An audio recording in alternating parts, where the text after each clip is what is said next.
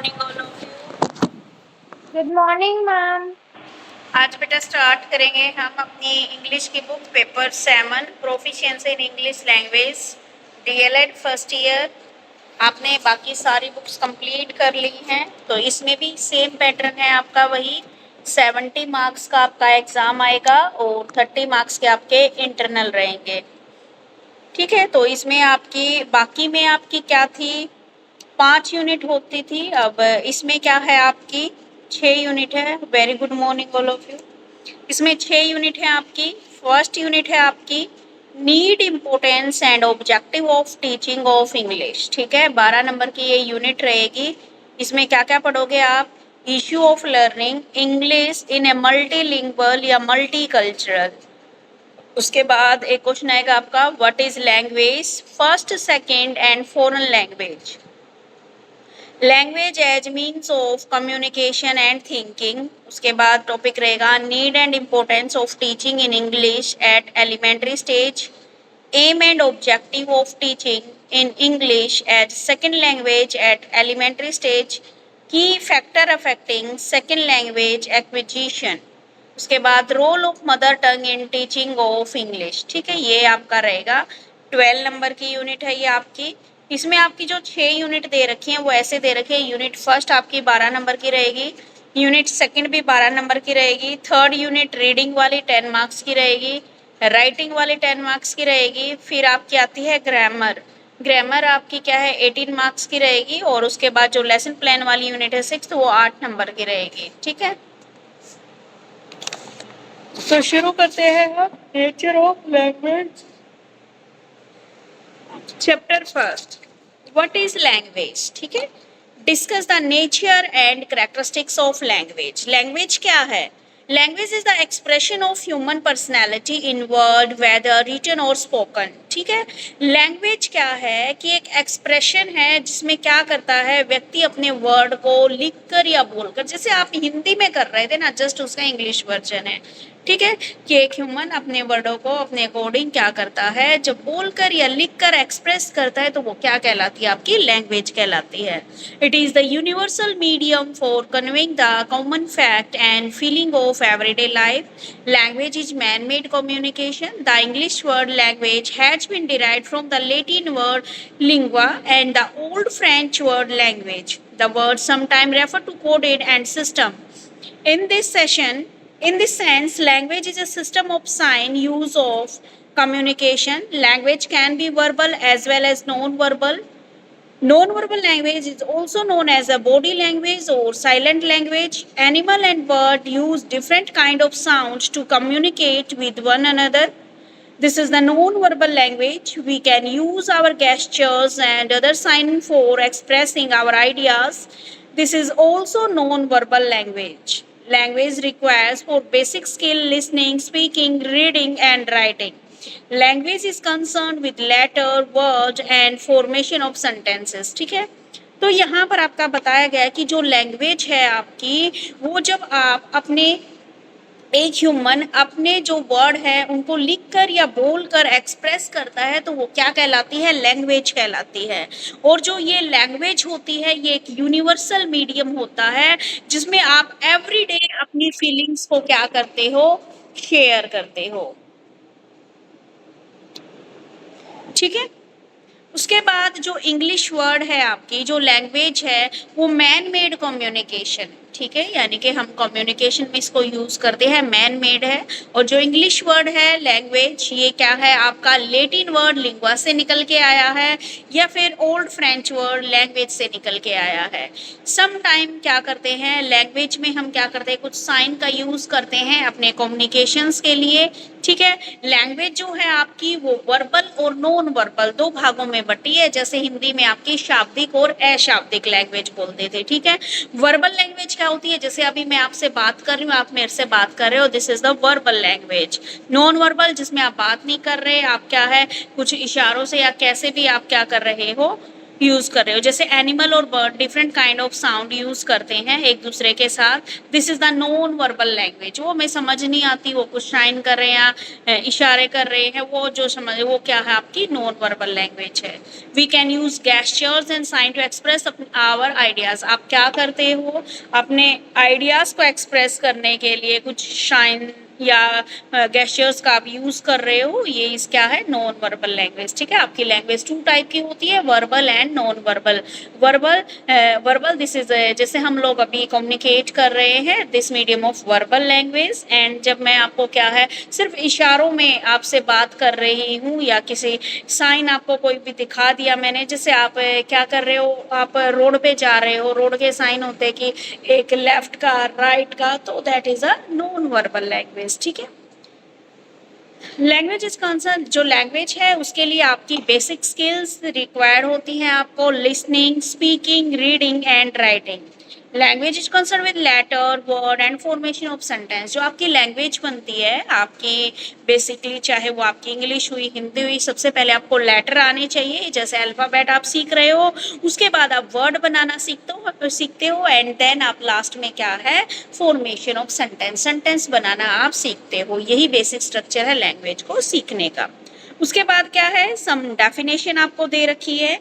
जो भी definition, 7 definition यहाँ पर दे रखे हैं, 7 के 7 याद करने की जरूरत नहीं, ओनली 1 डेफिनेशन आपको यहाँ पे करनी है। ठीक है, उसके बाद मैं यहाँ पे बता रही हूँ आपको थर्ड वाली, according to Plato, ideas and feeling are the realization, but when they are revealed through mouth is known as language। जब अपने अपने आइडियाज को, अपनी फीलिंग्स को आप क्या कर रहे हो, जो आपको रियलाइज हुई है और उसको आप क्या कर रहे हो, अपने मुंह से दूसरों के सामने बता रहे हो, तो यही क्या कहलाती है, लैंग्वेज कहलाती है।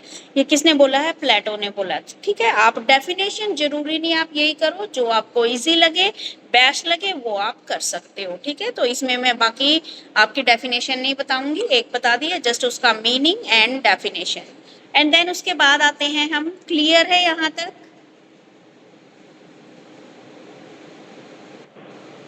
Okay, Yes, ma'am. okay. Human language differ from animal communication in different way, and it is the unique properties and characteristics following are the characteristics of language or the assumption about language। अब हम बात करेंगे human जो language होती है उसकी अलग अलग क्या होती हैं, characteristics होती हैं। ठीक है, उन characteristics के बारे में आज हम पढ़ेंगे। ठीक है, तो देखते हैं क्या क्या विशेषताएं बताई है हमें लैंग्वेज की। Number 1, language is a social tool. Language enable man to live in society. Second, language is a system. Language is a dynamic. उसके बाद language is unique. Language is made of symbols. Language is mean of communication. Language is arbitrary. Language is primary vocal displacement and language is a form of social behaviour. ठीक है, अब देखते हैं one by one करके इसको। Language is A social tool, ये क्या है, भाषा क्या है, एक सामाजिक औजार है या सामाजिक टूल है। Language enable man to live in society. अब जो व्यक्ति सोसाइटी में रहता है तो उसके लिए भाषा क्या है, एक सामाजिक टूल है, क्योंकि तभी तो वो कम्युनिकेट कर पाता है। देखिए, language is A social tool. If a person live alone in a jungle, he does not need language, but for living in society, language is the tool of communication. It is true that there can be communicate even without language. We can convey our meaning through sound, gestures, etc. But communication is one of the main features of language. It enables us to communicate our ideas and desire to others. With the help of language, we can communicate with people in our culture or with people in other culture। देखिए भाई, अब मान लीजिए आप लोग कहीं जंगल में रहते हो, आपके अलावा कोई और नहीं रहता, तो आपको लैंग्वेज की नीड ही नहीं है। लेकिन जब आप एक सोसाइटी में रहते हो, ठीक है, जब आप सोसाइटी में रहते हो तो आप बिना लैंग्वेज के, विदाउट लैंग्वेज के कम्युनिकेट नहीं कर पाओगे। जब आप एक सोसाइटी में रह रहे हो तो जो लैंग्वेज ही क्या है, आपके कम्युनिकेशन का टूल है। ठीक है, आप जब भी अपने मैसेज को कन्वे करना चाहते हो तो साउंड के जरिए, गेस्चर के जरिए आप क्या कर रहे हो, उसको प्रोनाउंस कर रहे हो। लेकिन कम्युनिकेशन की मेन फीचर क्या होती है? लैंग्वेज होती है। आप अपने आइडियाज़ को, अपने बातों को किसी को बताना चाहते हो तो आपको किसकी ज़रूरत पड़ती है? लैंग्वेज की ज़रूरत पड़ती है। और इसीलिए लैंग्वेज को क्या माना गया है? एक सोशल टूल माना गया है। ठीक है। उसके बाद आता है language is a system. Language क्या है? एक व्यवस्था है, एक सिस्टम है। Language is a complex thing. It has a complex system like human body. Our body work through different organs such as the heart, brain, lungs, etc. In the same way, the system of language work through different part like word, sound, structure, etc. Within the system of language, there are various linguistic level. The most basic part of language system is the sound. The next level is that of word. After the word, the next level is the meaning. अब इसने बोला है language क्या है? एक system, एक व्यवस्था है। लैंग्वेज क्या है? एक कॉम्प्लेक्स थिंग है। ठीक है। ये क्या है? आपकी ह्यूमन, जैसे एक ह्यूमन बॉडी की तरह हम इसको समझ सकते हैं। जैसे हमारी बॉडी के लिए प्रॉपर वर्किंग के लिए अलग अलग ऑर्गन्स होते हैं, जैसे हार्ट, ब्रेन, लंग्स, तो सेम वे में ही अगर हम लैंग्वेज है, लैंग्वेज का जो वर्क है वो भी क्या डिफरेंट डिफरेंट उनसे होता है, डिफरेंट डिफरेंट पार्ट से। लाइक पहले आपको वर्ड सीखने पड़ते हैं, साउंड्स, फिर उनका स्ट्रक्चर, फॉर्मेशन ऑफ सेंटेंसेस। ठीक है। ये सारी चीज़ें आप सीखते हो। आप अलग अलग लिंग्विस्टिक लेवल पर अलग अलग क्या चीज़ें आप सीख रहे हो। ठीक है। और ये क्या कहलाती है आपकी? सो इसलिए हम बोलते हैं कि language is a system. Language क्या है? एक सिस्टम है। उसके बाद है next is language is dynamic. जो लैंग्वेज है वो गतिशील है आपकी। Language is not something static और dead, it is a continually changing and developing as people of different cultures, states or countries interact with each other. They acquire new word which become a part of their language. Sometimes some word become outdated and we discard them. On the other hand, new word are added to language. Sometimes words change their meaning. A word which means sometime 100 years ago may perhaps have a new or slightly different meaning today. A language of communication is always dynamic. It keeps evolving. ठीक है। तो language क्या है? आपके dynamic है, गतिशील है। ये स्टैटिक नहीं है कि रुक गई। आपने एक बार वर्ड सीख लिए, आपने अल्फाबेट बनाने सीख लिए, आपने वर्ड बनाने सीख लिए, सेंटेंस बनाने सीख लिए तो ये खत्म हो गई। जी नहीं। लैंग्वेज क्या है आपकी? स्टैटिक है, गतिशील है, कंटिन्यूसली चेंजेस इसमें होते रहते हैं, डेवलपमेंट होती रहती है। आप डिफरेंट डिफरेंट कल्चर के, स्टेट और कंट्रीज के लोगों के साथ इंटरेक्ट करते हो, तब आप क्या है? न्यू वर्ड गेन कर रहे हो, नई चीज़ें आप सीख रहे हो। Sometimes some new word become outdated, we discard them and other hand new word are added. कई बार हम ऐसा करते हैं, जो हमारी लैंग्वेज के कुछ वर्ड होते हैं उनको छोड़ देते हैं और कुछ नए वर्ड को हम अपनी लैंग्वेज में ऐड कर लेते हैं। ठीक है।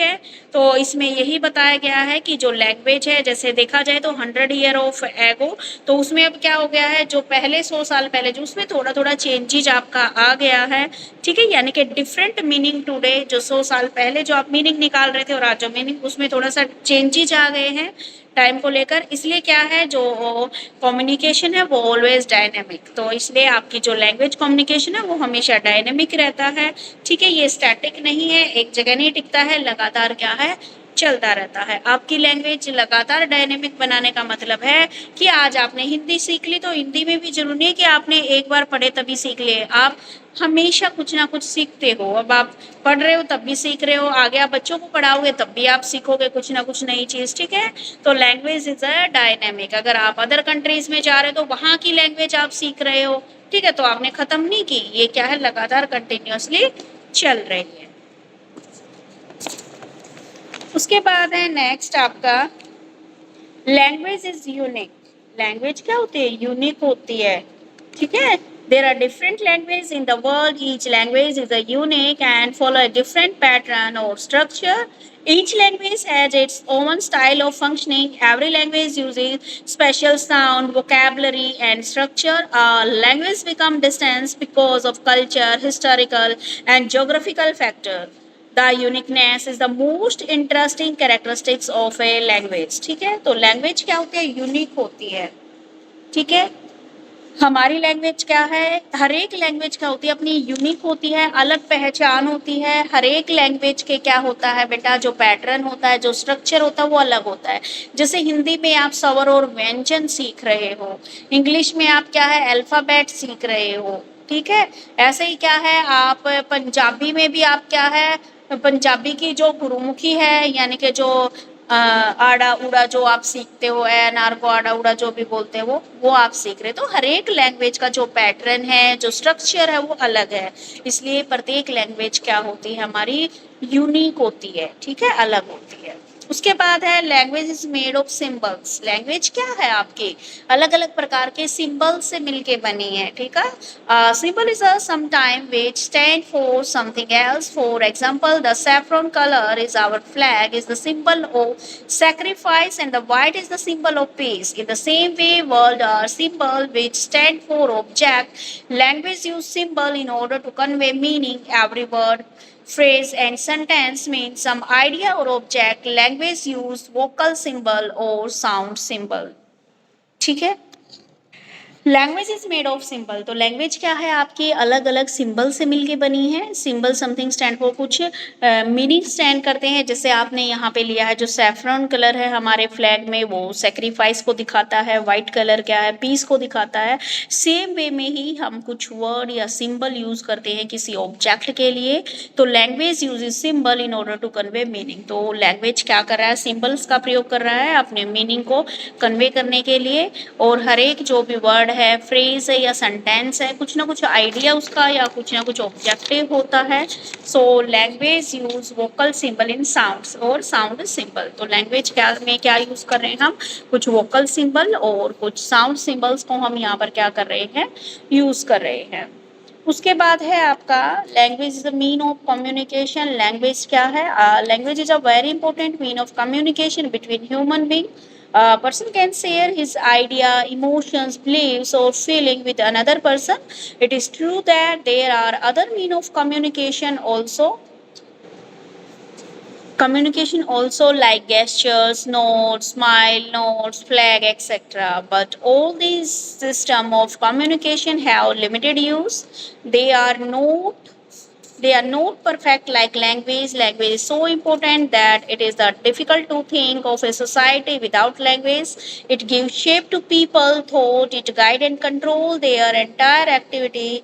It is a center of civilization, ठीक है। लैंग्वेज मीन ऑफ कम्युनिकेशन 11 इसमें दे रखे हैं, 11 के 11 आपको याद करने की जरूरत नहीं है। आप जस्ट लैंग्वेज का मीनिंग कीजिए और इसमें से 6 आपका मान लीजिए सबसे बड़ा क्वेश्चन 8 मार्क्स का आना है, तो 8 मार्क्स में आप 6 पॉइंट वहां पे लिख सकते हो, ठीक है। तो जो आपको इजी लगे 6-7 पॉइंट वो आप लर्न कर लेना इसमें से, क्योंकि लैंग्वेज का क्वेश्चन आ जाता है बेटा। उसके बाद है मीन ऑफ कम्युनिकेशन। बिल्कुल सही बात कही, आपकी लैंग्वेज ही क्या है, आपके कम्युनिकेशन का या संचार का साधन है। आप अपनी फीलिंग्स को, इमोशंस को दूसरे व्यक्ति के साथ, अपने आइडियाज को तभी आप साझा कर सकते हैं जब आपको लैंग्वेज आती है, ठीक है। अब आप अगर आपको मान लीजिए चाइना में चले जाते हो और वहाँ पे आपको वहाँ की लैंग्वेज नहीं आ रही है, तो क्या है, आप कम्युनिकेट कर पाओगे, नहीं कर पाएंगे। तो इसलिए क्या है, हमें वहाँ की लैंग्वेज भी सीखनी पड़ेगी। तो लैंग्वेज क्या करती है, कम्युनिकेशन का साधन। फिर वो कुछ बोलते रहेंगे, हम कुछ बोलते रहेंगे, हमें समझ में नहीं आएगा, ठीक है। अगर हमें उनसे कुछ बताना तो हमें वो लैंग्वेज पता होनी चाहिए। इसलिए लैंग्वेज क्या है, कम्युनिकेशन का साधन है। Language is arbitrary. Language is arbitrary because there is a no inner relation between the word of language and their meaning. There is a no reason why is table is called a table in English and maize in Hindi. When a baby is born, we may give in the name Mohan or Ram or Chintu or Kamal. It entirely depends on us. Same is the case with language. The choice of word to mean a thing to purely human choice. But when a word is selected for a particular thing or creature, it become common. If language had no been arbitrary, there would have been only one language in the world. अब देखो बेटा, इसने बोला गया है यहाँ पर क्या वर्ड यूज कर रहे हो, टेबल यूज कर रहे हो, तो वही वर्ड हिंदी में आप क्या कर रहे हो, मैच शब्द का प्रयोग कर रहे हो। ठीक है, तो हर एक लैंग्वेज ये डिपेंड करती है उसके वर्ड के ऊपर, उसके स्ट्रक्चर के ऊपर। ठीक है, तो ये क्या है, लैंग्वेज जो होती है वो स्वेच्छाधारी होती है, हम अपनी इच्छा से क्या नाम दे रहे हैं उस चीज को।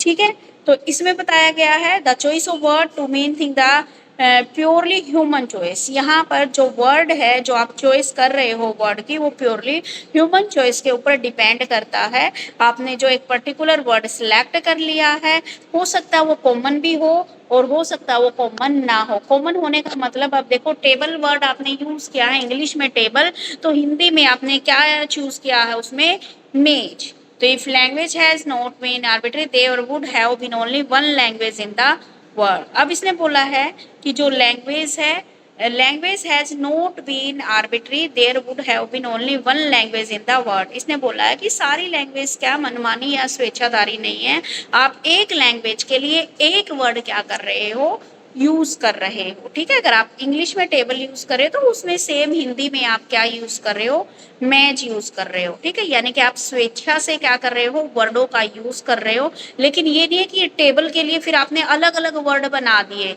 कि टेबल के लिए आप इंग्लिश में ही फिर टेबल का मतलब भी मेज और कुछ और चीज का मतलब भी नहीं। अगर आपने एक वर्ड चूज कर लिया तो वही आपको क्या करना पड़ेगा, फिर आगे प्रोनाउंस करना पड़ेगा। ठीक है, क्लियर है। Yes, ma'am. उसके बाद है language is primary vocal, language is the primary made of vocal sound only. जो लैंग्वेज है आपकी वो आपकी वोकल साउंड से मिलके बनी है। The sound are produce by the articulatory mechanism in the human body, यानी कि जो साउंड है वो हमारे यहाँ से निकल के आ रही है, आपकी आर्टिकुलेटरी जो आपका या वोकल बॉक्स जिसको आप बोलते हो। The beginning language was only vocal, the writing came much later. सबसे पहले हमारी क्या होती है, स्टार्टिंग में सिर्फ वोकल यानी कि वॉइस आती है हमारी। राइटिंग जो होती है वो सबसे लास्ट में आती है। राइटिंग क्या है, हमारी ग्राफिक रिप्रेजेंटेशन है साउंड की। तो even today there are a number of language which exist in the spoken form only. आज देखा जाए तो बहुत सारी ऐसी लैंग्वेज है जो स्पोकन फॉर्म में है, they do not have a written form, जिनकी कोई रिटन फॉर्म नहीं है। जैसे हम लोग हरियाणवी बोल रहे हैं, ये क्या है, सिर्फ वोकल है। और आपकी क्या है, ये रिटन फॉर्म में नहीं है हरियाणवी आपके। आप लोग बिहारी बोलते हो, ठीक है, वो आप बोल रहे हो, लेकिन आप क्या है, रिटन फॉर्म नहीं है उसके। तो इसने यही बोला है कि एक बच्चा जब बोलना सीखता है, he learn to write much later. The modern linguistic believe the speech is primary and writing is secondary. तो जो बोलना है कि वो प्राइमरी है एंड जो राइटिंग है वो सेकेंडरी है। Writing had one advantage is or speech it could be present in the form of book and record, but these days even sound can be preserved through taps and CDs. ठीक है, language क्या है, primary vocal है। ठीक है, primary vocal है, हमारे गले से निकल के साउंड आती है। और सेकेंडरी आती है राइटिंग, राइटिंग में ग्राफिकल रिप्रेजेंटेशन करते हैं। ये क्या है, कुछ लैंग्वेज ऐसी होती हैं जो हम सिर्फ बोलते हैं, रिटन फॉर्म में नहीं होती है। ठीक है, तो इसलिए लैंग्वेज को इसने क्या बोला है, प्राइमरी वोकल बोला है, यानी कि सबसे पहले आप बोलना शुरू करते हो। ठीक है, और ये अगर आप इसको साउंड को आप रिकॉर्ड करके रखना चाहते हो तो आप टैप रिकॉर्डर का और सीडी का यूज आप लोग कर सकते हो। उसके बाद है language deferred from animal communication, language is primary human. Language क्या है, हमारी प्राइमरी ह्यूमन के लिए है। ओनली ह्यूमन बीइंग क्या कर रहा है, एक दूसरे के साथ कम्युनिकेशन में यूज कर रहा है। एनिमल और जो एनिमल्स होते हैं उनका भी अपना एक अलग कम्युनिकेशन सिस्टम होता है। ठीक है, और बट कम्युनिकेशन बिटवीन दैम, लेकिन उनका जो कम्युनिकेशन होता है वो लिमिटेड होता है। ठीक है, और हमारा क्या होता है, अनलिमिटेड हम बातें कर रहे हैं। मंकी कैन प्रोड्यूस 9 और 10 साउंड, मंकी को सिर्फ 9 या 10 ही साउंड आती है एक्सप्रेस करना, fear, aggression, anger, love etcetera, बस।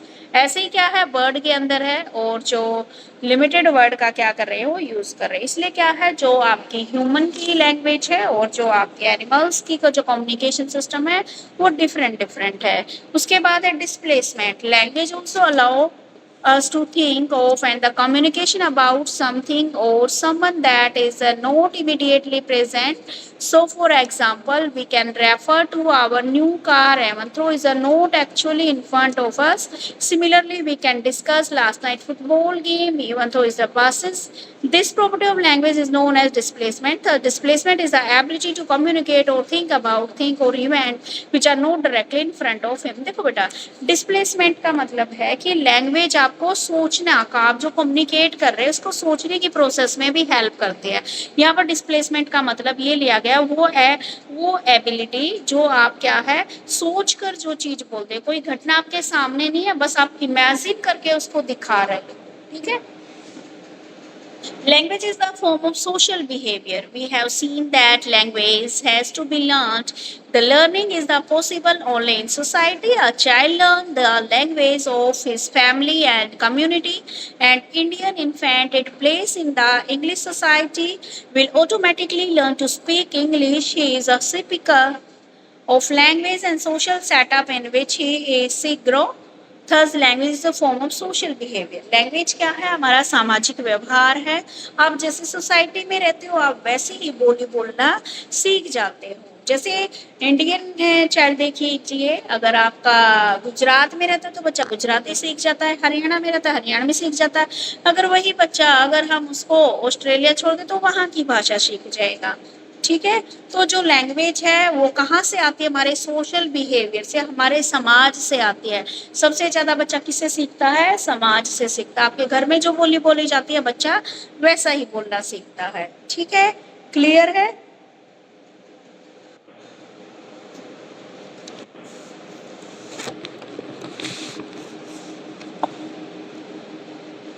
उसके बाद discuss the importance of language. जो इम्पोर्टेंस है करेक्टर्स थोड़ी मैच करते हैं। इजी सोशल कॉन्टैक्ट, हाँ जी, अगर आपको लैंग्वेज आती है तो आपका जो पहले वाला एक आया था सोशल वाला, तो सोशल कॉन्टैक्ट कर सकते हो, आप इजीली कम्युनिकेट कर सकते हो। कल्चर कैरियर, सेकेंड, जब लैंग्वेज हेल्प करती है आपके कल्चर को एक बड़े लेवल तक ले जाने में, ठीक है। आप क्या कर रहे हो? लैंग्वेज के थ्रू आप एक दूसरे का कल्चर, एक दूसरे के बातें क्या कर रहे हो? एक्वायर कर रहे हो। Easy convey of idea, language है तो आप इजीली अपने आइडिया को दूसरों के सामने प्रस्तुत कर सकते हो।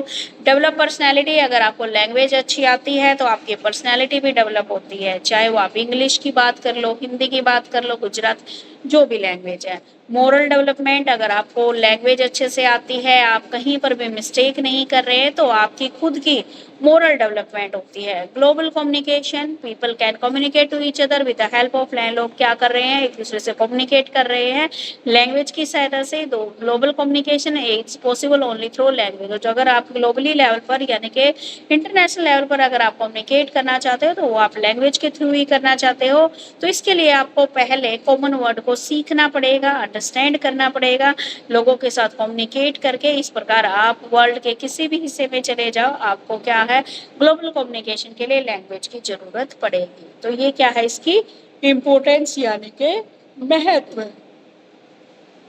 अब बात करते हैं, इम्पोर्टेंस तो हो गई आपकी। Scope of English language, English is a unifying force है, अ लिंक लैंग्वेज है। Nehru right observe English is the language of science and technology. English literature is rich and inspiring. English is the language of trade and industry. English is a highly expressive language. English is A library language. English as a window to the modern world in, ठीक है। The University Education Commission observed English an international language. English has great culture value, ठीक है। देखते हैं भाई, सबसे पहले देखते हैं हम English is a unifying force. English has opened to us vast literature, a study of which it has imbued us with liberal ideas and aroused our national feeling. It provided national press and the national platform and made the national movement to get freedom possible. In the absence of common Indian language, it helped and it is still helping to bring together people from the different part of India and acted in a unifying force. Today, we disruptive tendencies of provincialism and linguism are become strong. English is all the more needed to bring about the spirit of understanding in order to maintain the unity and solidarity of the country. English क्या है? एक unifying force है, ठीक। English क्या है? यहाँ पर important scope of English language की आ गई। अब तक तो हम सिर्फ लैंग्वेज का कर रहे थे, अब बात आ गई है इंग्लिश की। क्या जो इंग्लिश लैंग्वेज है उसकी क्या इंपॉर्टेंस और उसका क्या स्कोप है। इंग्लिश क्या है? एक यूनिफाइंग फोर्स है, ठीक है। इसका एक बहुत बड़ा क्या है, लिटरेचर है आपके सामने। जब आप स्टडी करते हो तो बहुत सारा लिटरेचर निकल के आता है इंग्लिश में, बहुत सारे आपके सामने डिफरेंट डिफरेंट पार्ट प्लेटफॉर्म के बारे में आपको यहाँ पे पता है, नेशनल प्रेस के बारे में, नेशनल फीलिंग, ठीक है। आप अलग अलग तरीके की जो टेंडेंसी है वो अपनाने के लिए यहाँ पर है। तो ये क्या है कि यूनिफाइंग फोर्स है, ठीक है। उसके बाद है लिंक लैंग्वेज। इंग्लिश लैंग्वेज क्या है, लिंक करती है डिफरेंट डिफरेंट स्टेट्स के अंदर। अगर आप मान लीजिए, अगर मैं गुजरात में जाती हूँ, मैं हरियाणवी बोल रही हूँ, अगला बंदा गुजराती बोल रहा है, ना उसको मेरी समझ में आएगी ना मुझको उसकी समझ में आएगी। अगर मैं इंग्लिश बोल रही हूँ उसको भी समझ में आएगी, वो इंग्लिश बोल रहा है तो मुझे भी समझ में आएगी। तो क्या है, एक लिंक लैंग्वेज है ये, ठीक है। तो यहाँ पर पंडित जवाहरलाल नेहरू ने एक बात ऑब्जर्व की कि जो भाषा होती है वो लिंक करती है between us the English speaking people then the political link of the Commonwealth link and anything else. तो उसकी जो हमारी लिंक इंग्लिश लैंग्वेज है वो एक लिंक भाषा के तौर पर, यानी कि एक पुल का काम करती है, जिसमें आप क्या है, इंग्लिश स्पोकन लोगों के साथ भी बातचीत करते हो, पॉलिटिकल लिंक भी बना सकते हो, कॉमनवेल्थ लिंक भी बना सकते हो। How to thought and functioning more than the other European language. So become we can see, हमें पता है कि किस तरीके से जो इंग्लिश लैंग्वेज है वो अदर यूरोपियन लैंग्वेज से ज़्यादा काम में आती है। हाँ जी, इसका क्या है, यूरोप की अदर भाषाओं की बजाय जो इंग्लिश है वो ग्लोबल लेवल पे है। Language of science and technology. अब क्या है, English has given India A link with western science. A different language area in India adopt the scientific symbol and symbolic their own language. Indian science would be bottled up in a many religion language. This kind of isolation would be distance of Indian science. देखो बेटा, जो English language है वो आपकी science and technology की भी language है। आप साइंस पढ़ते हो, ठीक है, साइंस पढ़ रहे हो या कोई भी टेक्निकल कोर्स कर रहे हो, तो वहाँ पर आप किस में करते हो, इंग्लिश लैंग्वेज में करते हो, ठीक है। उसके लिए आपके पास ऑप्शन नहीं होता कोई भी। तो इसलिए इंग्लिश लैंग्वेज को साइंस एंड टेक्नोलॉजी की भी भाषा इसको कहा गया है।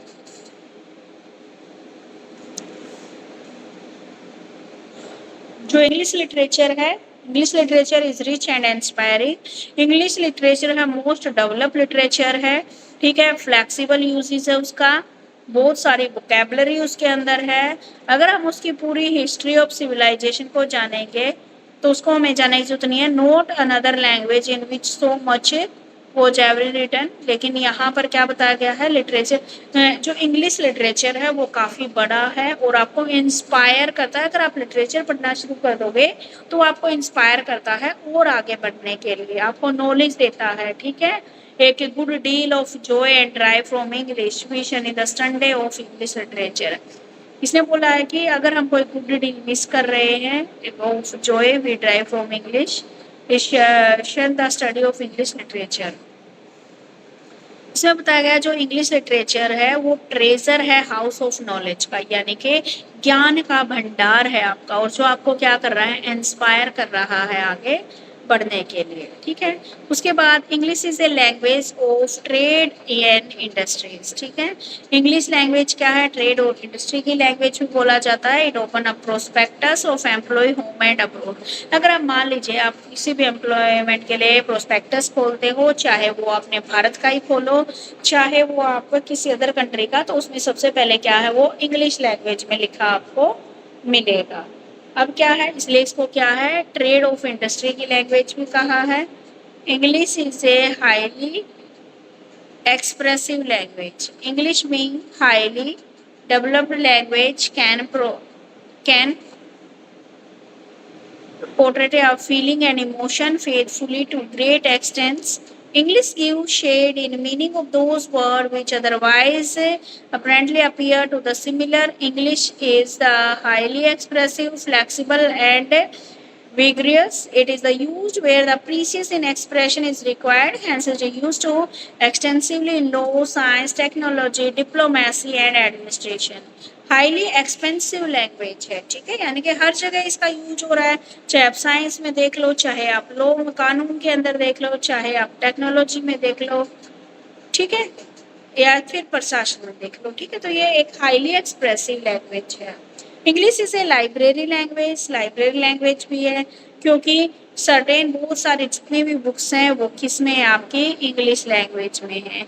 It play key role of short term of language, ये की टर्म एक रोल प्ले करती है ज्ञान के भंडार के लिए। The use of English in a regular through which maximum knowledge can be imparted for to student, यानी कि क्या है, हम लाइब्रेरी या बुक्स के जरिए जितना ज्ञान हम ग्रहण कर सकते हैं वो सारी नॉलेज भी क्या है हमारी कम है। तो इंग्लिश को क्या बोला गया है, एक लाइब्रेरी लैंग्वेज बोला गया है, क्योंकि हम लाइब्रेरी में जाते हैं, कोई बुक्स वगैरह रीड आउट करते हैं तो सारे के सारे बुक्स क्या किसी न किसी लैंग्वेज में तो होंगी, लेकिन यहाँ पर क्या बताया गया है, इंग्लिश में ऑलमोस्ट बुकें आपको मिल जाती है। English in a window of the modern world, English क्या है, मॉडर्न वर्ल्ड की एक विंडो है जिसके जरिए हम क्या है दूसरे देशों के साथ या वर्ल्ड लेवल पर हम क्या कर सकते हैं, कम्युनिकेट कर सकते हैं। उसके बाद है इंग्लिश एंड इंटरनेशनल लैंग्वेज, हाँ जी, हर देश में क्या है उनकी वहाँ की भाषा, और इंग्लिश को क्या है एक इंटरनेशनल लैंग्वेज बना दिया गया है, जो यूएनओ है और यूनेस्को है लैंग्वेज को इन्होंने बनाया है। English help in the integration of idealism and UNESCO English help integrate the idea the sphere of human life political। देखो बेटा इंग्लिश क्या है, आपकी जो पॉलिटिकल लाइफ है, सोशल है, एजुकेशन और इकोनॉमिक लेवल है, उस सबको का देखने का नजरिया चेंज कर देती है। तो इंग्लिश क्या है, आपकी एक इंटरनेशनल लैंग्वेज है। आप मान लीजिए थ्रू कोई इंग्लिश मीडियम पढ़ता है, कोई हिंदी मीडियम पढ़ता है, और यहाँ पर अमेरिकन के लिए सेकेंड लैंग्वेज है इंग्लिश, ठीक है। Different nation of the world, तो अलग अलग नेशन है उनके अकॉर्डिंग अलग अलग रैंकिंग इसको दी है। English as great culture value, English की क्या है कल्चर वैल्यू, बहुत ग्रेट है, ठीक है। Very good medium through we can get a glimpse of culture of advanced western countries। English plays before us in India treasure of knowledge and experience of other countries। England is also necessary to make other countries appreciate our thought and cultural spirituality of India। And Mahatma Gandhi could convince the world west of the power of truth and non-violence। It was through English that our scriptures could within the complaint of the word। English has a great culture value, हाँ जी, English की क्या है, एक बहुत great culture value है। आप देखोगे जितना वेस्टर्न कल्चर है वो इंग्लिश से ही आया है, ठीक है। और इंडिया में भी क्या है, इस लैंग्वेज क्या है, खजाना बोला गया इसने, नॉलेज ऑफ यहाँ पर क्या है, एक जो इंग्लिश लैंग्वेज है उसके पास क्या बहुत बड़ा खजाना है, ग्रेट कल्चर वैल्यूज। अलग अलग कल्चर्स के जो भी यहाँ पर आपको दे रखे हैं, लिटरेचर दे रखे हैं, उनको पढ़ते हो आप, ठीक है। तो अलग अलग कल्चर को इसने यहाँ पे रिप्रेजेंट कर रखा है। तो ये था आपका इंग्लिश लैंग्वेज का मीनिंग, इम्पोर्टेंस और क्या है इसका स्कोप। क्लियर है भाई,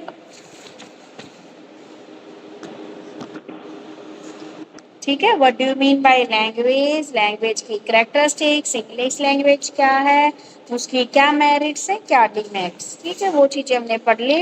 अब क्वेश्चन आता है फर्स्ट लैंग्वेज एक्विजिशन वाला, ठीक है। What is the first language acquisition, what are the various stage of first language acquisition, इसको कराएगी सिद्धि। Yes ma'am. तो आज हमारा नेक्स्ट टॉपिक स्टार्ट होता है जो है फर्स्ट लैंग्वेज। तो देखो हमें ना फर्स्ट लैंग्वेज, एक मिनट, हमें ना फर्स्ट लैंग्वेज समझने से पहले ना हमको समझना होगा कि लैंग्वेज हमने अभी भी अंडरस्टैंड करी कि क्या होती है, लेकिन एक बार हम प्री शॉर्ट में समझ लेते हैं कि लैंग्वेज क्या होती है। लैंग्वेज वो होती है जो हम क्या करते हैं, अपनी रेगुलर इंडियन लैंग्वेज जो हम स्पीक करते हैं, जो हम खुद के एक्सप्रेशन जिससे हम बता सकते हैं, अपनी हैप्पीनेस जिससे बता सकते हैं, जिससे हम अपने इमोशंस बता सकते हैं, मतलब अपने भाव एक्सप्रेस कर सकते हैं, अपनी खुशी, अपना सैडनेस, ठीक है, अपने थॉट्स एक्सप्रेस कर सकते हैं, हम उसको लैंग्वेज बोलते हैं, ठीक है। अब जो लैंग्वेज होती है आपकी वो 3 टाइप्स में डिवाइडेड होती है। पहली आती है फर्स्ट लैंग्वेज, सेकंड आती है सेकंड लैंग्वेज, और थर्ड आती है आपकी फॉरेन लैंग्वेज। तो हम यहाँ पे कवर करेंगे फर्स्ट लैंग्वेज। चलिए फर्स्ट लैंग्वेज पे आ जाते हैं। फर्स्ट लैंग्वेज क्या होती है, हमने लैंग्वेज समझ लिया, लैंग्वेज क्या होता है, अब समझते हैं फर्स्ट लैंग्वेज क्या होती है। देखो first language means the language which a child learns naturally from birth। it is the first language a person speaks and understands। मतलब कि फर्स्ट लैंग्वेज होती है जब आप बाय बर्थ बॉर्न होते हो। छोटे बच्चे जब बाय बर्थ बॉर्न होते हैं तो जब वो अपनी सीधे ही वर्ल्ड में एंटर करते हैं और अपने मम्मी पापा को बोलते हुए सुनते हैं या फिर फैमिली मेंबर्स नेबर्स को बोलते हुए सुनते हैं, तो जो लैंग्वेज हम खुद नेचुरली बाय बर्थ एक्वायर कर रहे हैं उसी को हम फर्स्ट लैंग्वेज बोलते हैं। फर्स्ट लैंग्वेज हमें कोई नहीं सिखाता, हमें स्कूल नहीं सिखाता, हमें कोई एक्सपर्ट टीचर्स नहीं सिखाते। फर्स्ट लैंग्वेज हम अपने घर से सीखते हैं। मतलब सबसे पहले हम मदरहुड में जो अपनी लैंग्वेज सीख रहे हैं, छोटे बच्चे जो अपनी लैंग्वेज सीख रहे हैं, हम उसको बोलते हैं फर्स्ट लैंग्वेज। ठीक है, देखो फर्स्ट लैंग्वेज जो होती है ना वो आपका नेचुरल प्रोसेस होता है। नेचुरल प्रोसेस कैसे होता है, देखो जब हम कोई भी काम करते हैं, जैसे मम्मी पापा कोई ग्लास उठाते हैं, जैसे कोई पानी का ग्लास उठाया तो बच्चे ने उस चीज को देखा, ऑब्जर्व करा, तो बच्चा भी इशारा करना स्टार्ट कर देता है कि ग्लास ग्लास, मतलब इशारा में क्या करना स्टार्ट कर देता है बच्चा, अपने हैंड फिंगर्स के थ्रू बताना शुरू कर देता है ग्लास ग्लास, भले उसे मतलब नहीं पता होता है ग्लास का। तो नेचुरल प्रोसेस होता है। ठीक है, बच्चा सुन के समझ के इंटरेक्ट होके क्या करता है, अपने को ग्रैब करता है। ठीक है, और जो फर्स्ट लैंग्वेज होती है वो आपकी हैबिट पे डिपेंड होती है। जैसे आप तमिल में रह रहे हो तो जहाँ आपका जो बॉर्न एरिया है वो तमिल है, तो अब वहाँ तमिल आपकी फर्स्ट लैंग्वेज होगी क्योंकि आपके घर में तमिल बोली जाती है। अब जैसे स्टूडेंट उत्तराखंड से है तो उत्तराखंड वाले बच्चे हिंदी बोलते हैं, तो हमारे घर में हिंदी बोली जाती है तो हम हिंदी बोलेंगे। हरियाणवी वाले हरियाणवी उनके यहाँ बोली जाती है तो वो हरियाणवी बोलेंगे। जहाँ पे इस तरह संस्कृत बोली जाती है वो संस्कृत बोलेंगे। तो मतलब फर्स्ट लैंग्वेज वो जो बाय बर्थ आप सीखते हैं। ठीक है, तो ये हैबिट पे बेस्ड होता है, ये आपको कोई नहीं सिखाता, ये आप अपने घर से ही सीखते हो। ठीक है, ये एक अनकॉन्शियस लर्निंग भी मानी जाती है। अनकॉन्शियस लर्निंग देखिए, जब एक छोटा बच्चा बॉर्न होता है ना, जब इतनी सुंदर वर्ल्ड में आता है ना एक छोटा बच्चा, तो वो उसको नहीं पता होता कि चीजें क्या है, वो तो अपनी आईज भी इतने धीरे धीरे से ओपन करता है।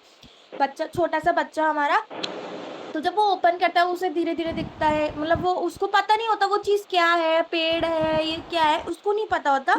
लेकिन वो अपने हैबिट्स, मतलब वो अपनी नेचुरली चीजों को देख के अडेप्ट करके, पेरेंट्स को देख के, अपने ब्रदर को देख के, यंग एल्डर ब्रदर को देख के, या फिर तो ठीक है, तो इस तरीके से आप अनकॉन्शियस लर्निंग भी सीखते हो। ठीक है, इसमें कोई नॉन फॉर्मल इंस्ट्रक्शंस नहीं चाहिए आपको। क्या कोई कोई इंस्ट्रक्ट कर रहा है कि पेन की रिफिल है तो ये पेन की रिफिल है, पेन की रिफिल है। अगर आपकी मम्मी ने पेन की रिफिल पकड़ी हुई है तो आप क्या करोगे, थ्रू योर फिंगर्स आप साइन के थ्रू बताते हो। बच्चा बताता है कि ये चीज, तो मतलब रिफिल को वो इंडिकेट करता है। तो आपको कोई फॉर्मल इंस्ट्रक्शन नहीं चाहिए होता है फर्स्ट लैंग्वेज को सीखने के लिए। ठीक है, ये अनकॉन्शियस लर्निंग होती है, आप खुद ही सीखते हो, आपको कोई नहीं सिखाता। ये हैबिट पे बेस्ड होती है। आप जहाँ पर बॉर्न हुए हो वहां पे आप जो भी लैंग्वेज सीखते हो, नेटिव लैंग्वेज अपनी, वो आपकी फर्स्ट लैंग्वेज कहलाती है और आप ही नेचुरली सीखते हैं। ठीक है, और अब देखो इसी को हम फर्स्ट लैंग्वेज एक्यूजन बोलते हैं। मतलब कि फर्स्ट लैंग्वेज एक्यूजन ऐसा प्रोसेस होता है जो लर्निंग या फिर जो लैंग्वेज आप विदाउट फॉर्मल टीचिंग सीख रहे हो। ठीक है, first language acquisition refers to the process of learning of a language without any formal teaching और अ पर्सनल डायरेक्ट हेल्प। मतलब आपको कोई हेल्प नहीं कर रहा है, आप नेचुरल प्रोसेस से सीख जा रहे हो, आप हैबिट से सीख जा रहे हो, अनकॉन्शियस लर्निंग से सीख जा रहे हो। ठीक है, अब जो छोटा बच्चा होता है वो रो के अपने भावों को क्या करता है, प्रस्तुत करता है। उसको भूख लगती है तो वो रो के प्रस्तुत करता है कि उसको भूख लग रही है, या फिर उसको खेलना है तो वो खिलौने की तरफ अपनी फिंगर्स के थ्रू इंडिकेट करता है। तो इस तरीके से क्या होता है, खुद फर्स्ट लैंग्वेज एक्यूजन है, या फिर जो आप घर में खुद सीखते हो।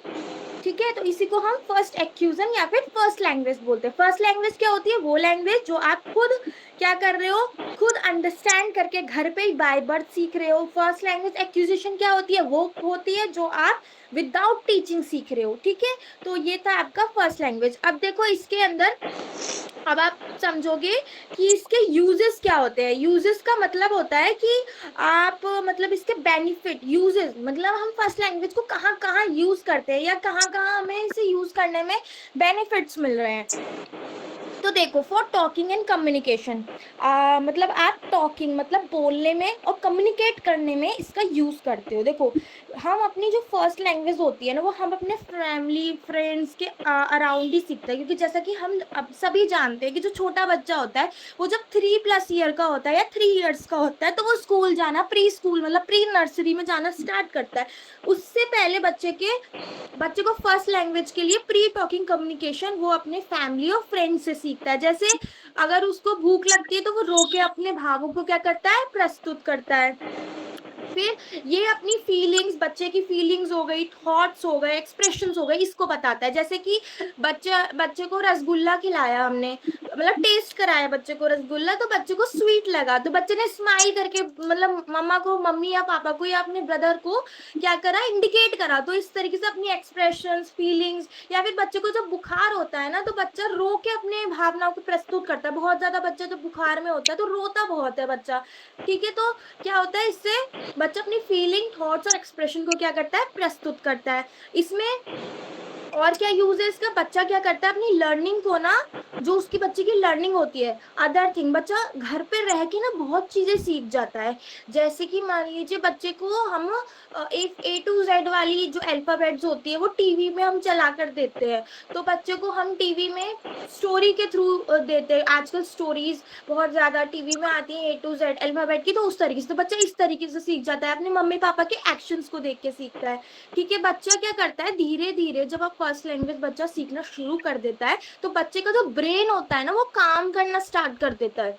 धीरे धीरे जीरो से जब वो स्टार्ट होता है, धीरे धीरे वो वर्ल्ड को एक्चुअलाइजेशन करना स्टार्ट कर देता है, समझना स्टार्ट कर देता है। तो वो अपनी मम्मी पापा को ही पहचानना शुरू कर देता है, भाई को पहचानना शुरू कर देता है, नेबर्स को पहचानना शुरू कर देता है। मतलब उसकी थिंकिंग एबिलिटी भी क्या होती है, इंक्रीज होती है। अपनी आइडेंटिटी को पहचानना शुरू कर देता है। आइडेंटिटी कैसे, देखिए जैसे जो छोटा बच्चा होता है, जब वो छोटा बच्चा होता है तो मम्मी पापा उसे नाम से बुलाते हैं, जैसे गुनगुन गुनगुन। तो बच्चा जब छोटा होता है तो हम उसको इशारे से बोलते हैं गुनगुन गुनगुन।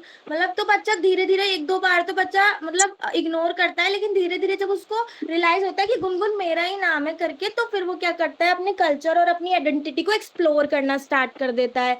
हम घर में दाल चावल खाते हैं, राजमा चावल खाते हैं, तो बच्चा जब खाते हुए देखता है या बच्चे को टेस्ट किया जाता है तो बच्चे को धीरे धीरे टेस्ट पता लग जाता है। जैसे बच्चे को लेमन का टेस्ट कराया तो बच्चे जब दोबारा हम लेमन का टेस्ट कराएंगे बच्चे को तो वो क्या होगा, उसको खट्टा लगेगा। तो इस तरीके से हम वो अपना कल्चर और अपनी आइडेंटिटी को क्या करता है, स्टेप आउट करने लग जाता है। फिर फॉर लर्निंग सेकंड लैंग्वेज, देखिए सेकंड लैंग्वेज को पढ़ने से पहले आपको फर्स्ट लैंग्वेज की नॉलेज होनी चाहिए। कैसे, देखिए फर्स्ट लैंग्वेज वो लैंग्वेज जो 3+ ईयर से पहले आप अपने घर में सीखते हैं, चीजें सीखते हैं। सेकंड लैंग्वेज क्या हो गई, वो लैंग्वेज जो आप अपने स्कूल में जाके सीख रहे हैं, ग्रामर का यूज, इंग्लिश का यूज। तो इस तरीके से तो आपकी फर्स्ट लैंग्वेज हेल्प करती है। जैसे सेकंड लैंग्वेज में अगर आप ग्रामर पढ़ रहे हो तो सबसे आपको आपकी अपनी होम लैंग्वेज आनी चाहिए, तभी तो आप रिलेट करोगे ना इस तरीके से, और आपका क्या होता है, कॉन्फिडेंस बूस्ट होता है। तो ये थे यूजेस। और फर्स्ट लैंग्वेज क्या होती है, फर्स्ट एक्यूजन क्या होता है। अब देखो इसके स्टेजेस की बात करते हैं। स्टेजेस मतलब कि हमने तो ये पढ़ा अभी कि लैंग्वेज क्या थी, फिर हमने पढ़ा फर्स्ट लैंग्वेज क्या थी, फिर हमने फर्स्ट एक्यूजन हाँ लैंग्वेज एक्यूजन क्या होता है ये पढ़ा। अब स्टेजेस क्या है, मतलब अभी हमने तो ऐसे पढ़ लिया कि अच्छा ये होता है, ये होता है। अब हमें इसे स्टेप वाइज समझना है कि ये होता क्या है। तो देखो जो आपकी स्टेजेस है ना वो 5 पार्ट्स में डिवाइडेड है। पहली स्टेज होती है आपकी प्री टॉकिंग स्टेज, या फिर हम बोलते हैं इसको क्राइंग स्टेज, जो आपकी 0 to 2-3 मंथ्स होती है। ये आपकी बुक्स के अकॉर्डिंग डिफरेंट भी दे सकते हैं, ठीक है। तो आप इसको अपने बुक के अकॉर्डिंग भी फॉलो कर सकते हैं, ठीक है। तो प्री टॉकिंग स्टेज होती है और एक क्राइंग स्टेज होती है। मतलब प्री टॉकिंग स्टेज को ही हम क्राइंग स्टेज बोलते हैं। ये एज स्टार्ट होती है आपकी 0 to 3 मंथ्स वाला जो बच्चा होता है। इसमें बच्चा रोकर अपने व्यवहार को प्रस्तुत करता है, अब साउंड्स बनाता है बच्चा, ठीक है, रोकर बताता है वो हंग्री है, या फिर उसको चोट लगती है तो वो इशारों से या फिर अपने फिंगर्स के थ्रू क्या करता है, उसको बताता है कि मेरे को यहाँ पे चोट लग गई है, या फिर उसको नींद नहीं आती है तो वो अपनी भावनाओं को रोकर प्रस्तुत करता है। जैसे वाह वाह वैन, वो वाह वाह का क्या साउंड निकालना स्टार्ट करता है बच्चा। फिर आता है आपका बबलिंग स्टेज। देखो बबलिंग स्टेज जो होती है आपकी 6 to 10 मंथ्स होती है, जिसे हम बबलिंग स्टेज भी बोलते हैं। इसमें बच्चा रिपीटेडली साउंड्स करता है, मतलब बच्चे को मीनिंग नहीं पता होता है लेकिन बच्चा साउंड निकालना स्टार्ट करता है। जैसे बच्चा कहता है मम्मा मम्मा, तो मम्मा मम्मा जो बच्चा बोलता है उसको मम्मा का मतलब नहीं पता कि मम्मी होता है, लेकिन बच्चा देखने से क्या करता है, बच्चा उसको स्पेल करना स्टार्ट कर देता है, मम्मा मम्मा। तो फिर उसको बाद में धीरे धीरे रियलाइज होता है इसका मतलब मम्मी होता है, ठीक है। या फिर ठीक है, फिर आता है इसके अंदर आपका वन वर्ड स्टेज, जिसको हम होलोपैथिक स्टेज भी बोलते हैं, जो आती है 10 to 18 मंथ्स की। इसके अंदर बच्चा एक वर्ड बोलना स्टार्ट करता है, मतलब एक वर्ड बच्चा स्टार्ट कर देगा, जैसे मम्मी गो, मम्मी गो, इस तरीके से, ठीक है। बच्चा दो वर्ड्स को ऐड कर देगा, मोर मिल्क, मोर मिल्क। लेकिन मम्मी गो, जैसे मम्मी इज गोइंग, उसको ये नहीं पता मम्मी इज गोइंग, वो मम्मी गो, मम्मी गो। तो बच्चा इस तरीके से अपने भावों को क्या करता है, प्रस्तुत करता है, ठीक है। सॉरी, ये वन वर्ड स्टेज में बच्चा क्या कर, ये मैंने टू स्टेज का बता दिया, sorry sorry. One word stage जो होती है वो आपकी 10 to 18 मंथ्स होती है। इसके अंदर बच्चा जो होता है वो वन वर्ड में बोलना स्टार्ट करता है, जैसे बोलो मिल्क, मिल्क मिल्क। तो मम्मी, मतलब मम्मी बोलती है बेटा मिल्क मिल्क मिल्क, तो बच्चा बोलता है आई वॉन्ट, मतलब मम्मी बोलती है आई वॉन्ट मिल्क को मिल्क करके बोलो, तो वन स्टेज में। फिर आता है two word stage. Two word stage जो आपकी स्टार्ट होती है 18 to 24 मंथ्स होती है। इसमें बच्चा दो वर्ड को स्टार्ट, देखो वन वर्ड में ना एक वर्ड यूज कर रहा था, मिल्क मिल्क, गो गो, ठीक है, कार कार। अब बच्चा दो वर्ड को मिलाना, सेंटेंस को उसने बढ़ा दिया 18 to 24 में, मम्मी गो गो, मोर मिल्क मोर मिल्क। पहले वो मिल्क मिल्क बोल रहा था, गो गो बोल रहा था, अब वो मम्मी गो मोर मिल्क, ठीक है। फिर आता है इसमें मल्टी वर्ड स्टेज, जिसको हम फुल सेंटेंस बोलते हैं। जब बच्चा 2 इयर्स या फिर 3+ इयर्स क्रॉस कर जाता है, या फिर 4 to 5 इयर्स की एज में आना स्टार्ट कर जाता है, तो बच्चा क्या करता है, 3 to 4 5 सेंटेंसेस एक साथ बोलना, मतलब एक कंप्लीट सेंटेंस क्या करता है, बच्चा बोलना स्टार्ट कर देता है।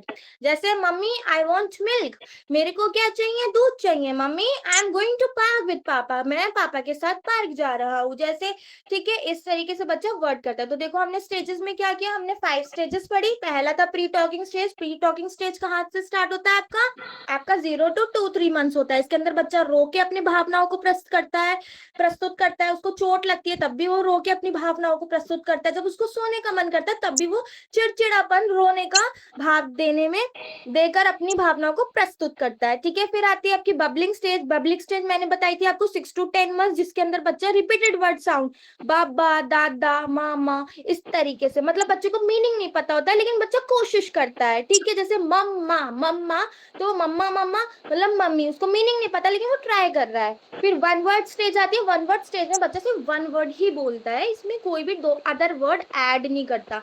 बट जैसे मम्मी उसको बोलती है बेटा आई वॉन्ट मिल्क, को मिल्क बोलो, तो बच्चा समझ जाएगा कि अगर मुझे दूध चाहिए ना तो मम्मी को बोलना है मिल्क मिल्क, तो बच्चा मिल्क मिल्क करना स्टार्ट कर देगा। फिर आती है two word stage. Two word stage में वो दो वर्ड को मिला के बोलना स्टार्ट करेगा, जो स्टेज होती है आपकी 18 to 24 मंथ वाली, जिसमें mummy go more milk more milk. Multi stage में बच्चा कंप्लीट सेंटेंस स्टार्ट करेगा, जो आपकी 2 years plus 3 years plus 4 to 5 years plus हो जाती है, जिसमें बच्चा 3 to 4 5 वर्ड्स क्या करता है, एड ऑन करता है। और इसके अंदर बच्चा mummy I want milk, I am going to the park with papa, ठीक है। तो पूरे के कंप्लीट सेंटेंस बच्चा बोलना स्टार्ट कर देता। तो आज हमने क्या क्या कंप्लीट किया, सबसे पहले हमने लैंग्वेज प्री शॉर्ट में पढ़ा, लैंग्वेज क्या होती है। फिर हमने पढ़ा फर्स्ट लैंग्वेज क्या होती है। फिर हमने पढ़ा फर्स्ट एक्विजिशन लैंग्वेज क्या होती है। फिर हमने पढ़ा यूजेस क्या होते हैं। फिर हमने पढ़ा स्टेजेस क्या होते हैं। तो यहाँ मेरा टॉपिक आज कंप्लीट होता है। आप सभी को क्लियरली समझ में आया, और अगर अभी भी आपको समझ नहीं आया तो आप मुझसे पूछ सकते हैं। Thank you.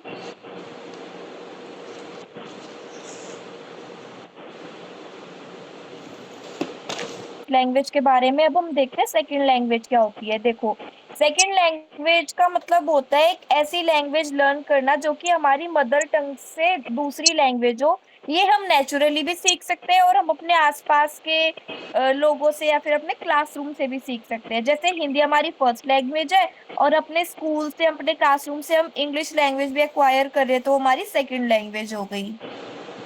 तो अब सेकेंड लैंग्वेज को क्या क्या फैक्टर्स अफेक्ट करते हैं। सबसे पहले तो लर्निंग। देखो, लर्निंग वो इंटेलिजेंस, सॉरी, सबसे पहले फैक्टर्स देखेंगे हम सेकेंड लैंग्वेज को क्या क्या अफेक्ट करते हैं। तो पहला है इंटेलिजेंस।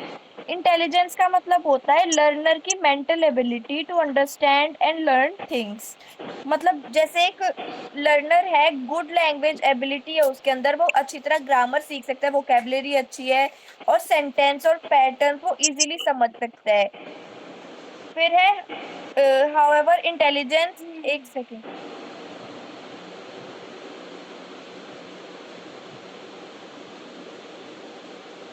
फिर है however intelligence alone does not guarantee success. देखो इंटेलिजेंस है ना, वो सिर्फ अकेली ही सक्सेस को गारंटी नहीं देती। जैसे एक स्टूडेंट है, वो मैथ्स में तो बहुत अच्छा है, पर उसको प्रैक्टिस चाहिए इंग्लिश लर्न करने के लिए।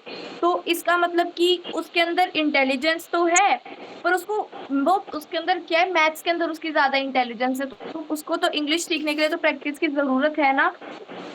फिर आता है हमारा सेकंड पॉइंट, एप्टीट्यूड। एप्टीट्यूड मतलब होता है एक किसी व्यक्ति की नेचुरल एबिलिटी और पोटेंशियल टू लर्न समथिंग।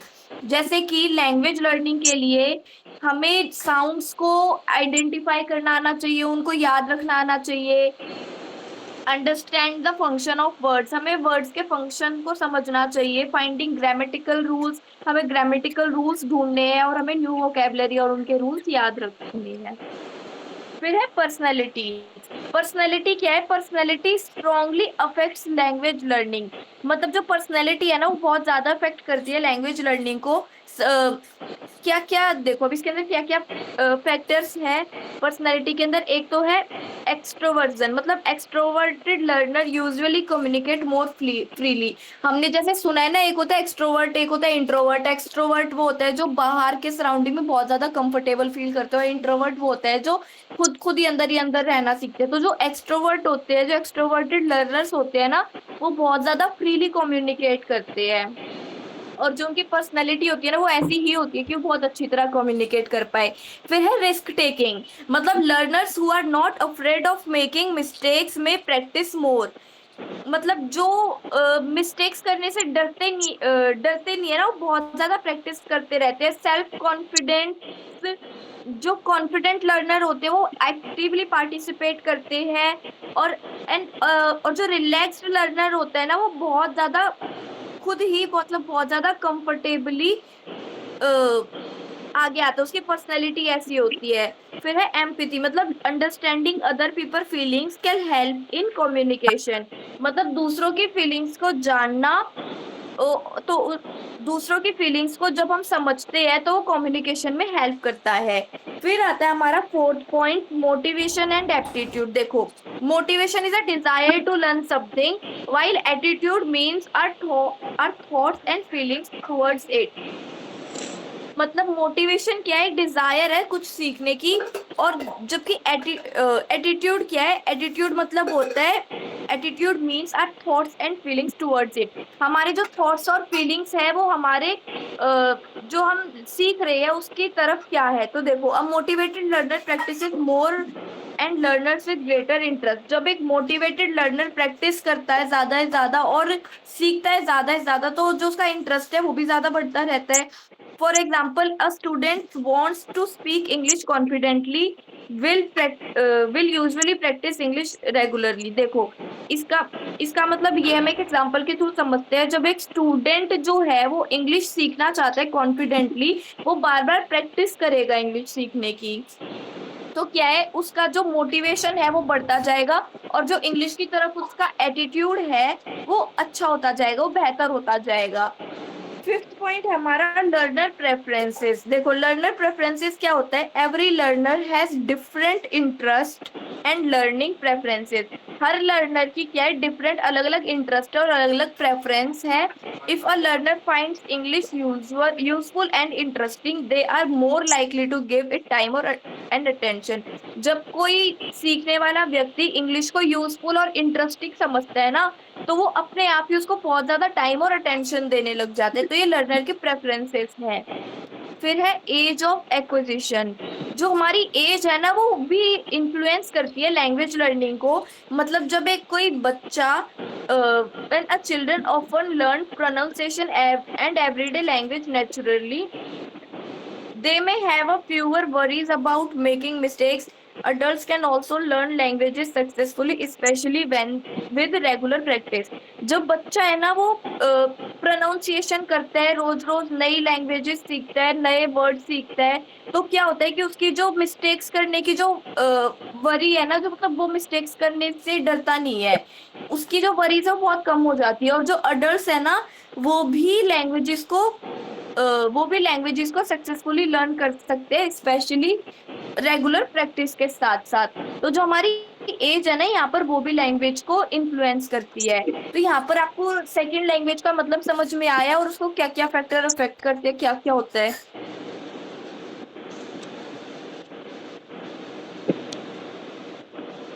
अब हम देखेंगे importance of second language, importance of learning a second language. अब क्या महत्व है सेकंड, हमारी जो दूसरी लैंग्वेज है उसको सीखने की क्या महत्व है।